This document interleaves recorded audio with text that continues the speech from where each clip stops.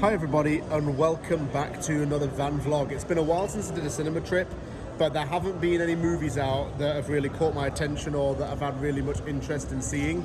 That is until today. Now I want to put a little bit of a disclaimer in this. I had booked a ticket to see Joker Folie à Deux before I read that the reviews of this film were generally negative. I read that Rotten Tomatoes had scored this film as low as 39%. And that Todd Phillips said that he was done with DC and possibly the Joker franchise after this film. I wasn't aware of the bad reviews at the time of booking this ticket, and this was only a few days ago.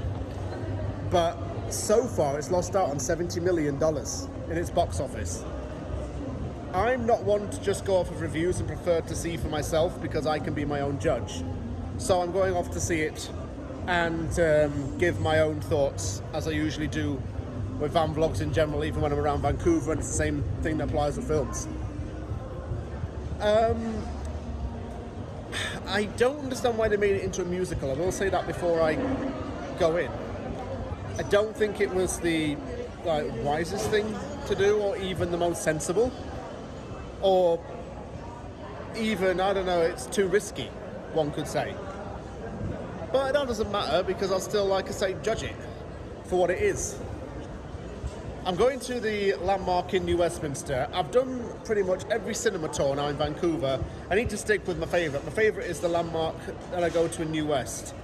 Second favourite probably, well, there's a Cineplex, around a 10-15 minute drive away from my house. The reason why I want to go to Landmark is because I want to try out the premier seating.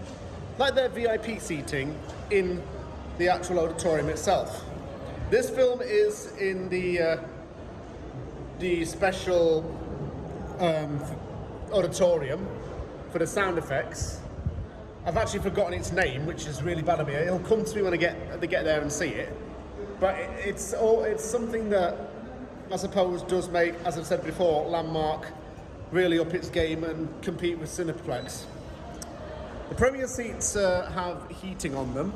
They have places to hang up your coat and your hat, and they're generally comfier, to be honest with you. I'll show you what I mean when I get there. And it's just bugging me that I can't remember what this type of auditorium's called. It's not the sound enhanced one either. It's not like AVX. It's I can't even remember the name. I'll tell you when I get there though, but first I gotta get there. And yeah, I'm getting on a train and I'm not gonna film the train because I'm off to New West. So let's go review this film and see for myself whether it is actually a load of...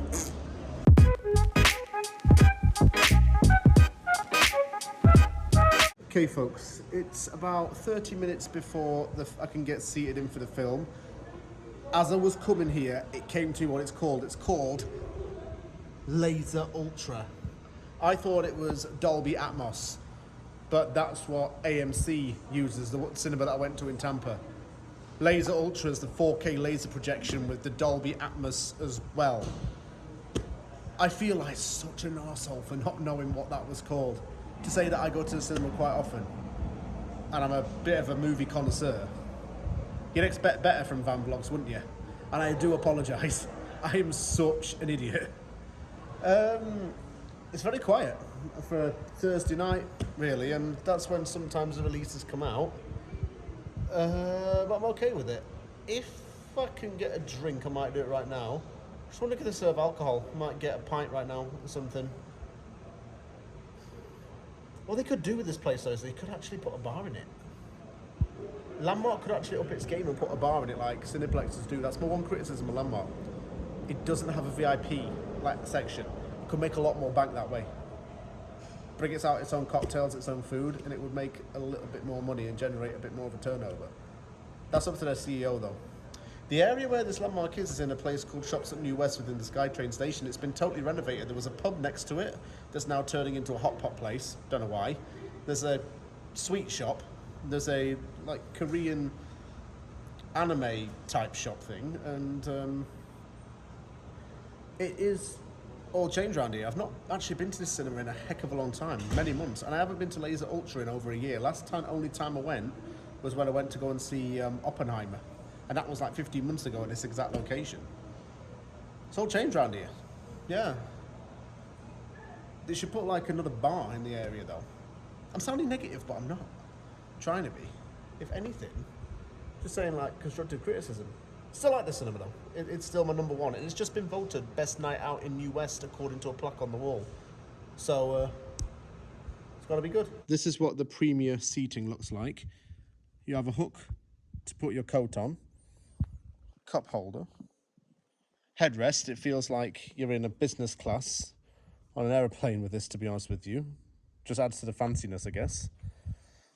And when you sit down, you're still facing the screen. Seat still can be adjusted. Like so. Controls are here. This one controls, put it in focus. This one controls the heat. This is just the up and down buttons. Every single Landmark auditorium will have these, and they're usually centered in the middle of the auditorium. Weirdly enough, it was pretty boiling hot out in the lobby, and I've come into the auditorium and it's freezing cold. Might have to put my coat back on actually. But I'll let you know how the film is once it's done. Hopefully it's not as bad as they say. Just got home from the cinema. Do you know my honest thoughts on the film? I think the criticism of it is a little bit over the top in some ways. I do not think it really should have been a musical.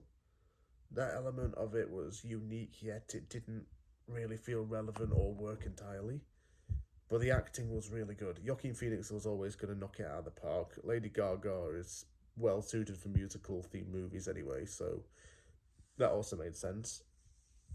What's interesting is kind of a theme that became very common in the 1980s with especially killers such as Ted Bundy, is how serial killers and murderers can become celebrities while they're incarcerated, and that's exactly kind of how Arthur Fleck is portrayed. He's portrayed as some celebrity and the whole society loves him and supports him. So it kind of plays on that idea, something which isn't necessarily agreeable in society, how disgusting people like that can be glorified. It doesn't really discuss his mental health as much as it did in the first film, but I suppose that its sequel is going to have some different concepts to it. But overall, really good film, to be honest with you. I didn't mind it, in some ways. That cinema's changed a lot since I last went in it. I don't remember the last time I went in the Landmark, like I said. It's been so long. But it's, first of all, got to work on its like AC and all that, because it's way too cold in the auditoriums. It was way too hot in the lobby.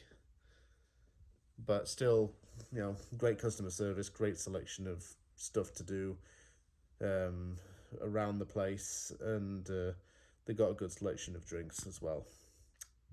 I'm not trying to sound like some food critic or whatever when I say that, but it just felt a lot different going in this time than previously. I can't put my finger on what it quite is though. Yeah, something just felt a little bit different. But thank you very much for watching this video. Take care everyone, and I'll see you all soon.